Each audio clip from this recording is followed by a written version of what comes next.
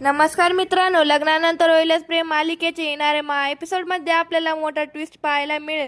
सगळं काही आनंदात सुरू असतं तेव्हा विक्रम म्हणतो की 16 डिसेंबरला प्रोजेक्टरला जीवा आणि काव्याचे फोटो आले कसे हे अजूनही सत्य उघडीस आलेले नाहीये.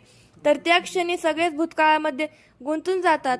तर एंट्री होते मानिनीची. ती म्हणते की मी सांगते असं म्हणत ती बॅग आता तिथे फेकते. तर जीवा काव्याचे फोटो आणि गिफ्टने भरलेली बॅग तिला रम्याच्या रूम मध्ये सापडते. तर मानिनी स्पष्टपणे म्हणते की 16 डिसेंबरला जे काही घडलं त्यात रम्या आणि वसुंधराचा हात होता. आता ती तिच्या मुलांना सांगू लागते की तुम्हीच ठरवा याचं काय करायचं आहे. तर रम्याला अगोदरच माहिती असते की आपलं काही होणार नाहीये, कारण तिने विश्वास कमावलेला असतो. नंदिनी आणि काव्य रम्यावर पूर्ण विश्वास दाखवतात आणि म्हणतात की आपण त्यांना एक संधी द्यायला पाहिजे. तर पार्थ समजावू लागतो की हे तुम्ही काय बोलताय. तेव्हा नंदिनी म्हणते की बघितलं ना, लग्नामध्ये रम्याने काहीच केलं नाही, या उलट लग्न कशा प्रकारे पार पडेल याची तिने पूर्ण काळजी घेतली. आणि याच वेळी दोन्ही बहिणी आणि रम्या कारस्थान करायला पुन्हा मोकळी होती.